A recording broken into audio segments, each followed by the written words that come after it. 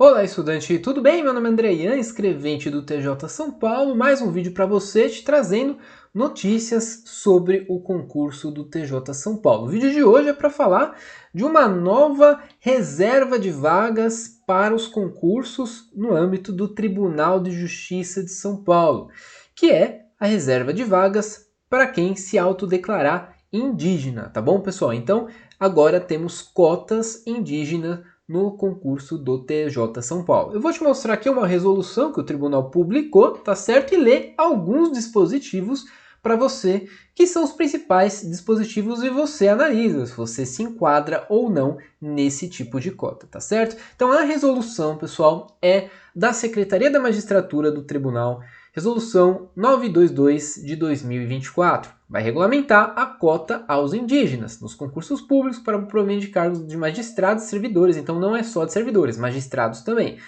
no âmbito do Tribunal de Justiça de São Paulo. Segundo aqui o que traz a resolução, ela considera uma resolução do CNJ do ano passado e também desse ano, tá bom? Então, só para ficar claro, o tribunal, na verdade, ele está incluindo esse tipo de cota por conta de resolução do CNJ, tá? Talvez não seja uma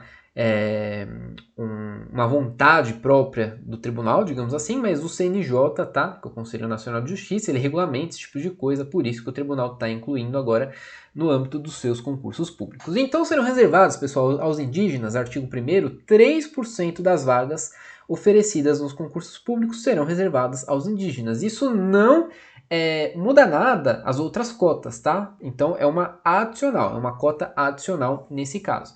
A reserva, lá embaixo, de que trata esse artigo, será aplicada quando tiver no mínimo 10 vagas, tá? For igual ou superior a 10. Então, toda vez que tiver 10 vagas, então será aplicada essa regra das cotas de 3%, tudo bem?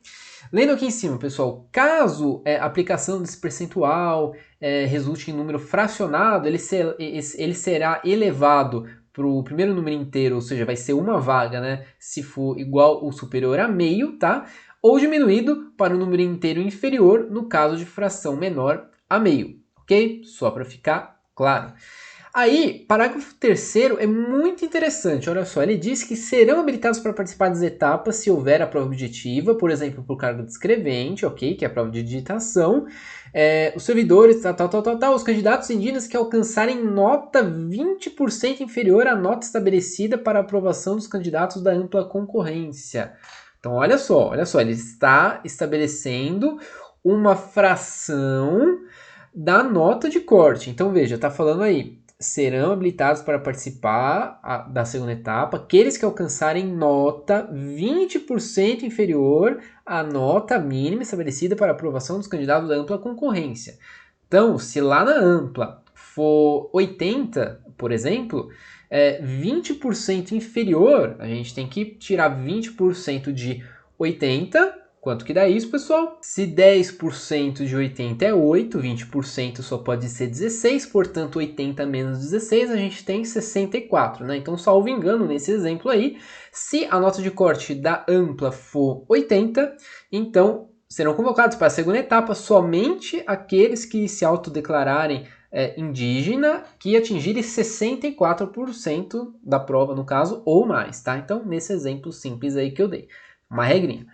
Aí, se aplicar esse parágrafo 3º e não alcançar o percentual de 3%, então veja, se todos que passarem com esse até 20% menos que da ampla concorrência, se não alcançar o percentual de 3%, que é a cota para a próxima etapa, serão convocados os candidatos habilitados até atingir o percentual. Então veja, olha só que interessante, ele não está limitando um número mínimo, tá? Desculpa, ele não está limitando um número máximo que vai para a segunda fase. Se tiver um montão de candidatos que atingirem esses 20% inferior da ampla, todos eles vão, pelo que eu entendi é isso, todos eles vão para a segunda etapa. Agora, se não atingir os 3%, aí poderão ser convocados aqueles que tenham obtido a nota abaixo desse percentual, mas desde que tenham obtido inferior, igual ou superior a 5 pontos, ou seja, tem que acertar pelo menos 50% da prova, tá?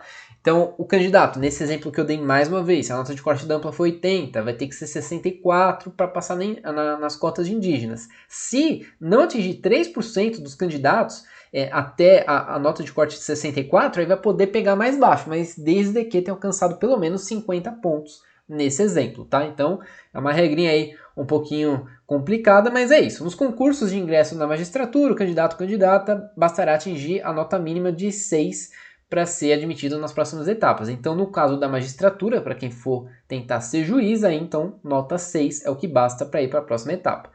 Então, aí tem mais algumas regras, tá bom? Quando que o candidato é considerado negro, tá falando... negro não, desculpa, indígena. Aí tem algumas condições, você tem que se autodeclarar com base no seu quê.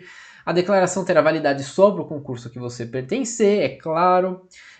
Que mais, pessoal? O candidato poderá concorrer às vagas indígenas, deverá apresentar a declaração pertencimento assinado pelo menos 3 integrantes indígenas da respectiva etnia.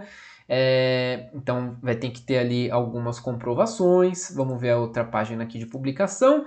Na hipótese de declaração falsa, você vai ter problemas, então não faça isso, tá bom? Você pode ser simplesmente eliminado do concurso público, obviamente. O candidato concorrerá às vagas de indígenas participará do concurso em igualdade de condições com outros candidatos. O candidato que escolher também essas cotas indígenas, ainda que aprovado dentro do número de vagas oferecido à ampla concorrência, deverá participar da entrevista presencialmente, tá? Então, mesmo que o candidato passar pela ampla, ainda assim ele vai ter que passar por esse tipo de avaliação, tá? Por essa entrevista. O que mais que eu tinha visto aqui, pessoal? A comissão de heteroidentificação vai ser constituída por 5 pessoas, pelo menos 3 tem que ser indígenas, tá? Isso daí fica a cargo e responsabilidade do Tribunal de Justiça de São Paulo.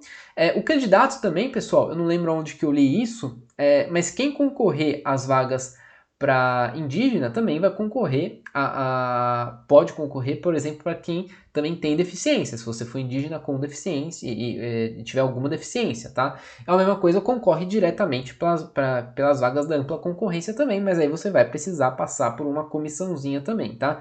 E aí, pessoal, depois você dá uma lida nessa resolução aí, tem vários regrinhas, tá? Para você analisar, ver tudo que você precisa ver para ver se você se enquadra ou não nesse tipo de cota, tá? Mas o fato é, próximo concurso do TJ São Paulo virá com cotas de 3% para indígenas, tá? Então essa é uma novidade que a gente tem aí. Coloca aqui nos comentários se você concorda, não concorda, mas é uma novidade que eu venho trazer para você, assim como outras que eu sempre venho trazer aqui, pessoal. Então se inscreve no canal para continuar recebendo qualquer tipo de novidade, notícia que tenha a ver com o Tribunal de Justiça de São Paulo, tá bom? Agradeço então sua presença até aqui, muito obrigado e até a próxima.